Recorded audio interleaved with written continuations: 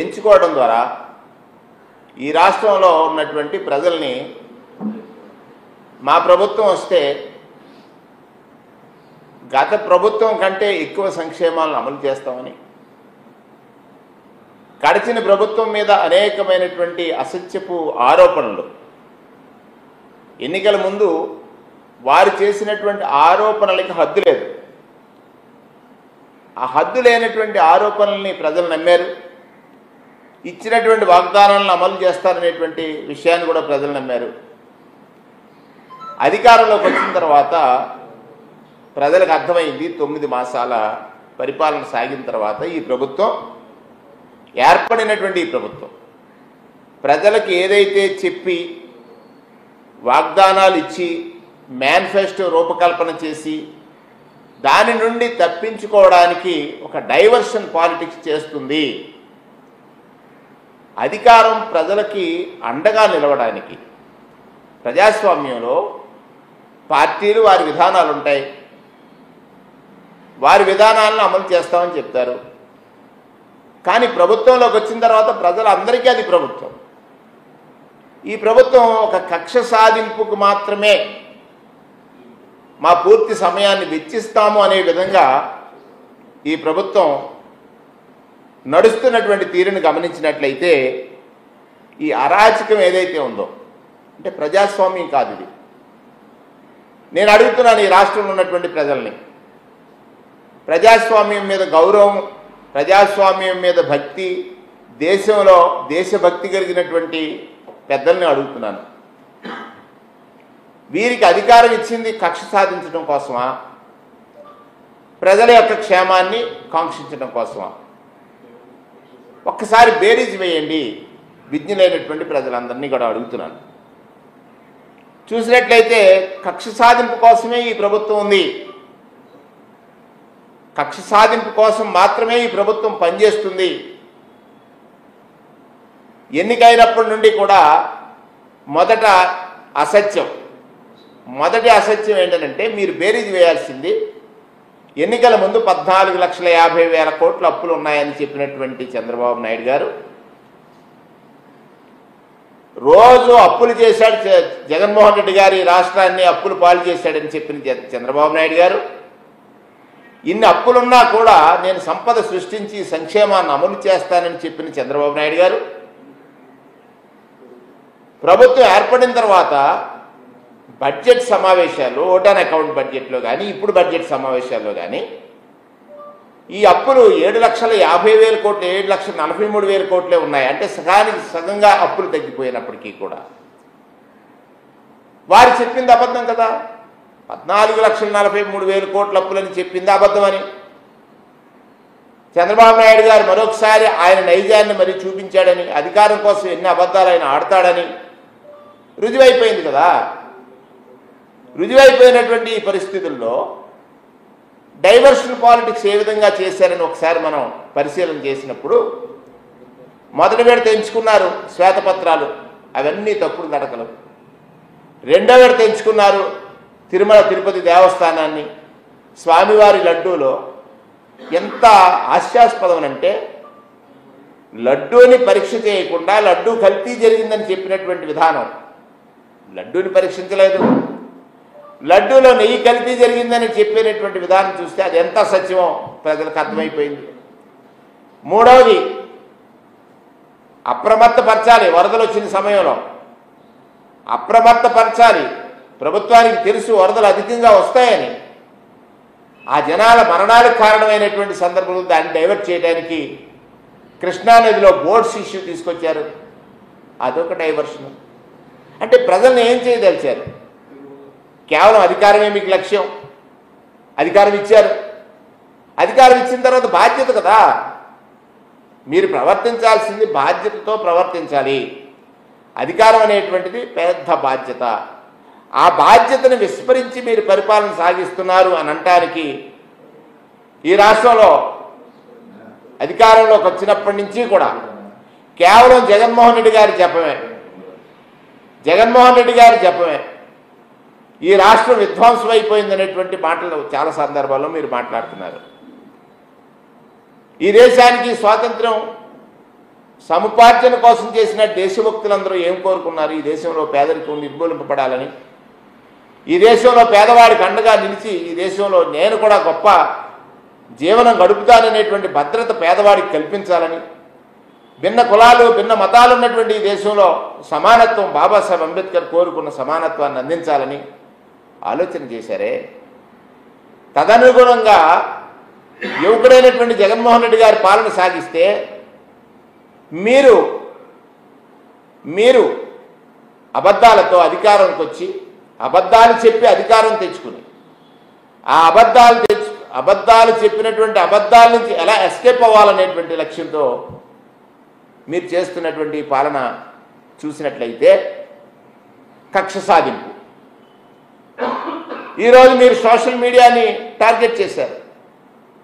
నేను అడుగుతున్నాను, మీ పార్టీ నాయకులు వైఎస్ఆర్ కాంగ్రెస్ పార్టీ పైన, జగన్మోహన్ రెడ్డి గారి పైన, జగన్మోహన్ రెడ్డి గారి కుటుంబం పైన అత్యంత హీనంగా పోస్టింగ్స్ పెట్టారే, వారి పట్ల ఎప్పుడైనా చర్యలకు ఉపక్రమించారా? లేదే. ఇవాళ సుమారు న్యాయస్థానాల పట్ల మీకు గౌరవం తగ్గిపోతుందా? న్యాయస్థానాలు మీరు లెక్క చేయని తనంలో ఉన్నారా అని ఆలోచించాల్సినటువంటి అవసరం ఉంది. ఇవాళ పోసాని కృష్ణమురళి ఆయన అరెస్ట్ చేశారు. నిన్న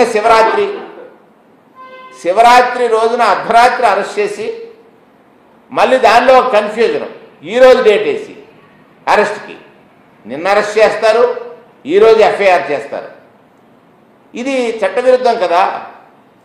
ఈ సాంప్రదాయాన్ని కొనసాగించడానిక మీకు అధికారం వచ్చింది? ఈ రకమైన కక్ష సాధింపుల కోసమా మీరు అధికారం తెచ్చుకున్నది? ఆలోచించమని చంద్రబాబు నాయుడు గారిని నేను అడుగుతా ఉన్నాను. ఈ తప్పు రాజకీయాలను మనం ప్రోత్సహిస్తే అదే తప్పులు కదా రేపొద్దున మళ్ళా మనల్ని పట్టిపీడిస్తాయి. ఈ సాంప్రదాయాన్ని మీరు కొనసాగించదలిచారా? మీరు సీనియర్ అని చెప్తారు, ఇందుగా మీ సీనియారిటీ, దీనికోసమా మీరు ప్రయత్నిస్తున్నారు? ఇవాళ కృష్ణమురళి గారిని అరెస్ట్ చేశారు. ఏదైతే హైకోర్టు చాలా సందర్భాల్లో చెప్పింది, బిఎన్ఎస్ 111 సెక్షను వ్యవస్థీకృత నేరాల్లో వీరు లేరనేటువంటిది కేవలం కక్ష సాధింపు కోసమే కదా. మీకు కావలసినప్పుడు మీ కార్యకర్తలతో అనేక పోలీస్ స్టేషన్స్లో కంప్లైంట్స్ చేయిస్తారు, అనేక పోలీస్ స్టేషన్లో కేసులు రిజిస్టర్ చేస్తారు. అసలు ఈ వ్యవస్థ ఎక్కడికి వెళ్తుంది? ఆయన మీరు అరెస్ట్ చేయాలనుకున్నప్పుడు అనేక పోలీస్ స్టేషన్లో మీ కార్యకర్తలతోటి కేసులు పెట్టిస్తారు. కేసులు పెట్టించి కంటిన్యూస్గా అరెస్టులు చూపించారు. అంటే నెలల పాటు వాళ్ళని పోలీస్ స్టేషన్లో ఉంచాలి, లేకపోతే సబ్ జైల్లో ఉంచాలనేటువంటి ఏకైక లక్ష్యం మీరు ఎంచుకున్నారు. ఎవరినైతే మీరు టార్గెట్ చేస్తున్నారో ఆ టార్గెట్ చేసిన వ్యక్తుల పట్ల మీ కార్యకర్తలతో మీరు చేస్తున్న ఈ నాటకాన్ని ప్రజలు అర్థం చేసుకోమని నేను కోరుతా ఉన్నాను. ఎవరైతే ప్రజాస్వామ్యం మీద నమ్మకంతో ఉన్నారో, ప్రజాస్వామ్యం పట్ల గౌరవంతో ఉన్నారో ఆ ప్రజలు నేను రిక్వెస్ట్ చేస్తూ ఉన్నాను. ఇవాళ చంద్రబాబు నాయుడు గారి పాలనలో వారి తనయుడు లోకేష్ గారు చేస్తున్నటువంటి ఈ పాలన ప్రజా సమస్యల్ని గాలికి వదిలేశారు. మీరేదైతే వాగ్దానాలు ఇచ్చారో వాటిని ఒకసారి పక్కన పెట్టినా పరిపాలన సాగించాల్సినటువంటి రైతులకు సంబంధించి మొన్న మిర్చి రైతుల దగ్గరికి ప్రతిపక్షం వెళ్ళింది. ఆ రోజు వరకు మీరు మిర్చి రైతులు గుర్తురాలే. గుంటూరులో మీ కోతవేడు దూరంలో ఉన్నటువంటి గుంటూరులో మిర్చి రైతు పడుతున్న కష్టం గురించి మీకు తెలియలా. అక్కడికి జగన్మోహన్ రెడ్డి గారు వెళ్ళిన తర్వాత మీరు వచ్చారు. వచ్చి ఏం చేశారు? కేంద్రానికి ఉత్తరం రాశారు. మళ్ళీ ప్రజలకు ఒక అబద్ధం చెప్పారు. మీరు ఢిల్లీ ముఖ్యమంత్రి గారి ప్రమాణ స్వీకారానికి వెళుతూ నేను రైతుల కోసం వెళ్ళానని చెప్పడానికి ఒక ప్రయత్నం చేశారు. అక్కడేం జరిగింది? కేంద్ర మంత్రి గారు అక్కడ లేరు. అంటే కేంద్ర మంత్రి గారు లేరని తెలిసి వెళ్ళారా? ముఖ్యమంత్రి గారు ప్రమాణ స్వీకారానికి వెళ్ళారో ప్రజలు అర్థం చేసుకోలేరు అనుకుంటున్నారా? ఇవాళ గిట్టుబాటు ధరకి ప్రకటించలేదు మేమని చెప్తున్నారు. రైతు నష్టపోయిన తర్వాత, రైతులు ఆత్మహత్యలకు పాల్పడేటువంటి స్థితికి వెళ్ళిపోయిన తర్వాత మీరు గిట్టుబాటు ధర ప్రకటన చేస్తారా? జగన్మోహన్ రెడ్డి గారు అక్కడికి వెళ్ళిన తర్వాత అక్కడ సెక్యూరిటీని మీరు పూర్తిగా వైఫల్యం చెందింది ఈ ప్రభుత్వం. బాధ్యతా విస్మరణ. ఒక మాజీ ముఖ్యమంత్రి ఒక ప్రజా సమస్య మీద వెళ్తే అది ఇల్లీగల్ యాక్టివిటీ అన్నారు. నాయుడు గారు, మీ అనుభవం దీనికోసమా? రైతులను ఆదుకోవడం కోసం ప్రతిపక్షంలో ఉన్నటువంటి నాయకుడు అక్కడికి వెళితే, ప్రధాన ప్రతిపక్షంగా ఉన్నటువంటి నాయకుడు అక్కడికి వెళితే అది ఇల్లీగల్ యాక్టివిటీ, దానికి నేను సెక్యూరిటీ కల్పించాలా అని అడిగారంటే ఎక్కడికి తీసుకువెళ్తున్నారు మీరు ఈ రాజకీయాల్ని? మీ బాధ్యత నుంచి మీరు విస్మరించబడుతున్నారా లేదా అనేటువంటిది స్వచ్ఛంగా మీకు తెలుస్తున్నటువంటి విషయం. ఇంకా మీరు చాలా విషయాలు చెప్పారు. ప్రభుత్వం వచ్చింది, నిన్న శాసనసభలో పచ్చి అబద్ధాలు. గవర్నర్ గారు నిన్న బడ్జెట్ ప్రజెంట్ చేసినప్పుడు గత సంవత్సరం ఫిబ్రవరి నెలలో 24వ తారీఖున గత సంవత్సరం బడ్జెట్ ప్రవేశపెట్టిన గవర్నర్ గారు ఏదైతే గత ప్రభుత్వం చేసినటువంటి మంచి కోర్టులు అవ్వచ్చు, మెడికల్ కాలేజీలు అవ్వచ్చు, ఇండస్ట్రీస్ అవ్వచ్చు, వీటన్నిటి గురించి కూడా గవర్నర్ గారు చెప్పారు కదా. మీరు ఈరోజు అది మా ప్రభుత్వం సాధించినటువంటి ఘనతగా చెప్పుకునేటువంటి ఒక ప్రయత్నం చేస్తున్నారే, అది ప్రశ్నించడానికి ప్రధానంగా ఉన్నటువంటి రాజకీయ పార్టీని ప్రతిపక్షమైనటువంటి పాత్ర పోషించడానికి మీరు అడ్డంకులు కల్పిస్తున్నారే, ఇది ఏ విధమైనటువంటి రాజ్యాంగం మీరు అమలు చేస్తున్నారు? ఈ విషయాన్ని ఒకసారి గమనించమని రాష్ట్ర ప్రజలందరినీ కూడా నేను కోరుతా ఉన్నాను. మొన్న వంశీ గారిని అరెస్ట్ చేశారు. ఒక డైవర్షన్. ఇవాళ బడ్జెట్లో మీ వైఫల్యాల గురించి ప్రజలు చర్చించుకుంటారని ఎమ్మెల్సీ ఎలక్షన్ జరుగుతూ ఉంది. మీరు చేస్తున్నటువంటి ప్రజాస్వామ్య భిన్నంగా మీరు నడుస్తున్నటువంటి ఎలక్షన్ హీరింగ్ గురించి ప్రజలు చర్చించుకుంటారని మళ్ళీ రాత్రి పోసాని గారిని అరెస్ట్ చేశారు. అంటే ప్రతి అరెస్ట్ వెనుక ఒక దురుద్దేశం ఉంది మీకు, ఒక స్వార్థం ఉంది మీకు. అంటే ప్రజల్ని ఎలా మభ్యపెట్టాలి, ఇది ప్రజాస్వామ్యానికి చాలా చాలా చాలా బాధాకరమైనటువంటిది. అంటే ప్రజల్ని ప్రభుత్వంపై చర్చించుకునేటువంటి విషయాల నుంచి దూరం చేయాలా అని ఏకైక ఆలోచనతోటి వాళ్ళ పోసాని మురళి గారిని అరెస్ట్ చేశారు. హైకోర్టు అనేక సందర్భాల్లో చెప్పింది, ఈ 311 సెక్షన్ అనేటువంటిది ఏదైతే ఉన్నదో ఈ తరహా కేసులకు వర్తించదు అని. కానీ దాన్ని మీరు వైలేట్ చేస్తున్నారు, విస్మరిస్తున్నారు. కారణం మీకే తెలుసు. మీకు అదేం కావాలి? మీకు రాజకీయ ప్రయోజనం కావాలి. రాజకీయ ప్రయోజనం కావాలంటే ఈ రాష్ట్రంలో రాజ్యాంగబద్ధ పాలన సాగుతుందా, నియంతృత్వ పాలన సాగుతుందా, రాచరిక పాలన సాగుతుందా, ప్రజాస్వామ్య పాలన సాగుతుందా? మరొకసారి నేను అడుగుతున్నాను ప్రజాస్వామ్యవాదుల్ని, ప్రజాస్వామ్యం పట్ల గౌరవం ఉన్నటువంటి ప్రజల్ని, ఈ రాష్ట్ర ప్రజలు ఓటు వేసి గెలిపించిన ఈ ప్రభుత్వం ఏ విధంగా రాజ్యాంగాన్ని, ఏ విధంగా చట్టాలని దుర్వినియోగపరుస్తుంది? ప్రజా ప్రయోజనాల కంటే స్వప్రయోజనాలకే అధిక ప్రాధాన్యతనిచ్చి ఏ విధంగా అధికారం దక్కించుకోవాలని ఏకైక లక్ష్యంతో పనిచేస్తుంది. ఈ విషయం అర్థమవుతుంది కదా. శాసనసభ చాలా పవిత్రమైంది మీరంటారు, నేనంటాను, ప్రజలు అంటారు. కానీ దాన్ని అపవిత్రపరుస్తున్నది ఎవరు? మీరు అపవిత్రపరుస్తూ జగన్మోహన్ రెడ్డి గారిపై నెట్టడానికో ప్రయత్నం చేస్తూ ఉన్నారు. గవర్నర్ గారి ప్రసంగాన్ని మీరు గత సంవత్సరం హరిచందన్ గారు ఉన్నటువంటి సంవత్సరంలో ఏ విధంగా మీ నాయకులు పేపర్లు చించి గవర్నర్ గారు మీద ఇస్తున్నారు? నిన్న అట్లాంటిది ఏం జరగలేదే. గవర్నర్ గారి చేత మీరు అసత్యాలని వల్లివేయిస్తున్నారు శాసనసభలో. దాని కొరకు కదా ప్రతిపక్ష నాయకుడిగా కూర్చున్నటువంటి జగన్మోహన్ రెడ్డి గారు అక్కడ అడిగారు. ప్రధాన పక్షంగా ఉన్నటువంటి మీరు అధికార పక్షంలో ఉన్నారు, మరి ప్రతిపక్షంలో ఎవరున్నారు? వైఎస్ఆర్ కాంగ్రెస్ పార్టీ ఉంది. వైఎస్ఆర్ కాంగ్రెస్ పార్టీని ప్రధాన ప్రతిపక్షంగా గుర్తించమని అడుగుతున్నాం. ఇంకా జోక్ ఏమిటంటే పవన్ కళ్యాణ్ గారు వస్తారు, ఆయన 21 కంటే ఎక్కువ ఉంటే మీరు ప్రతిపక్ష హోదా తీసుకోండి అంటారు. అంటే ప్రతిపక్షానికి అధికార పక్షానికి వ్యత్యాసం తెలియని ఈ ప్రజలని మీరు అనుకుంటున్నారా? మీరు అధికారంలో ఉన్నారు. అధికారంలో ఉన్నటువంటి పక్షాలని ప్రశ్నించడానికి ప్రతిపక్షం ఉంటుంది. ఆ ప్రతిపక్షానికి ఒక హోదా కావాలి. హోదా అంటే సమయం, మీరు ఇచ్చేటువంటి జీతభత్యాలు లేకపోతే వేరే కాదు. అది విస్మరించి ప్రజాపక్షాన గొంతుగా ప్రజాపక్షాన నిలబడి మాట్లాడేటువంటి అవకాశం కల్పించిందని గవర్నర్ గారిని వినతి చేస్తే దాని మీద చాలా బ్రహ్మాండం. మీరంతా సస్యలుడు, ఎక్కడా కూడా అన్పార్లమెంటరీ వర్డ్ వాడనటువంటి వ్యక్తులు.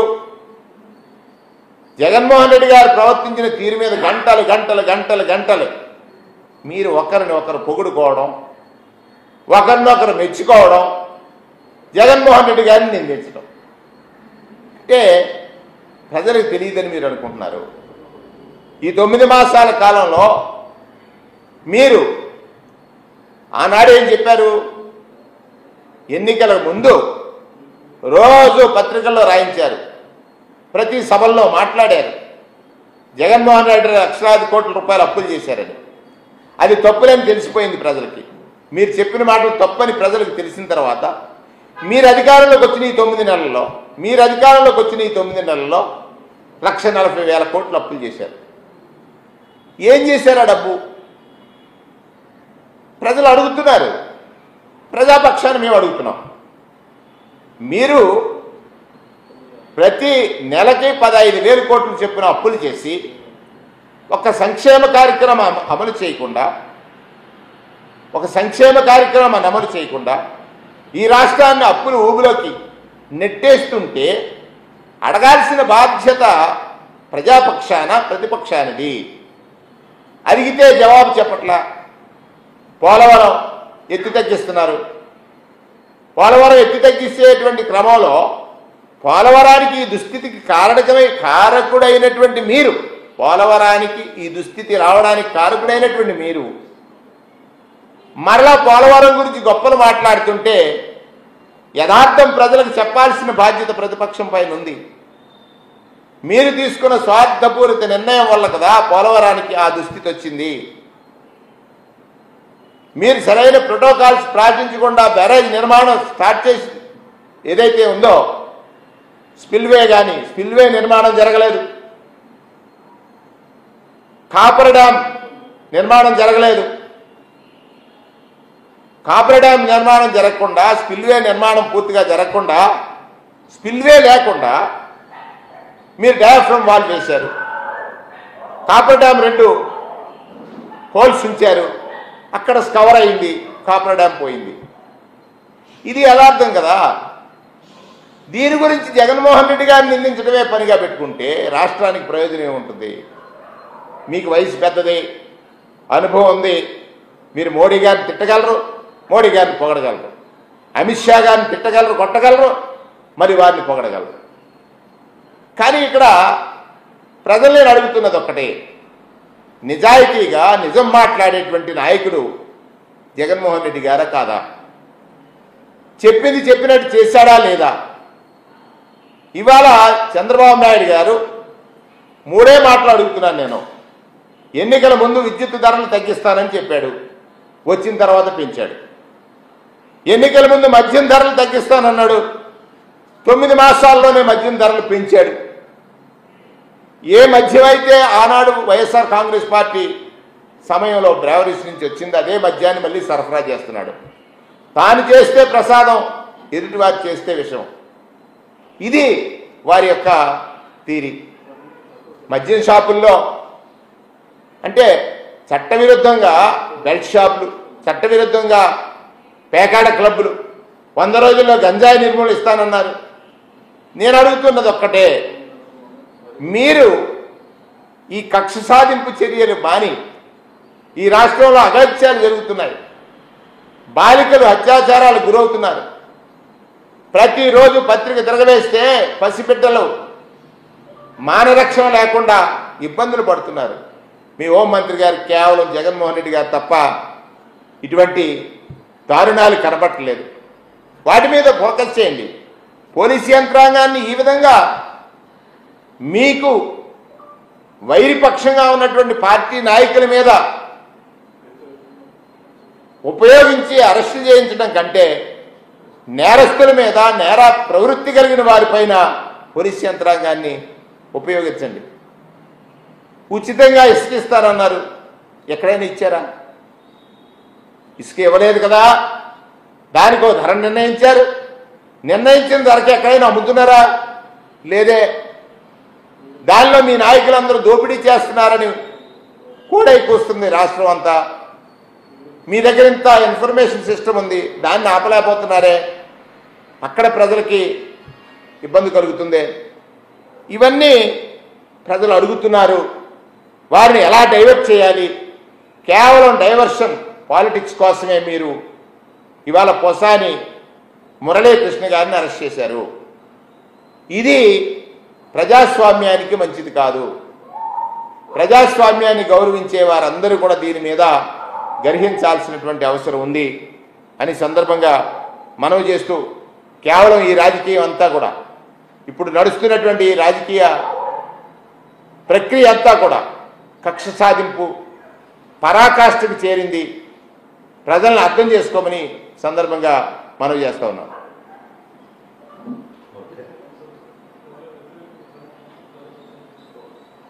వచ్చింది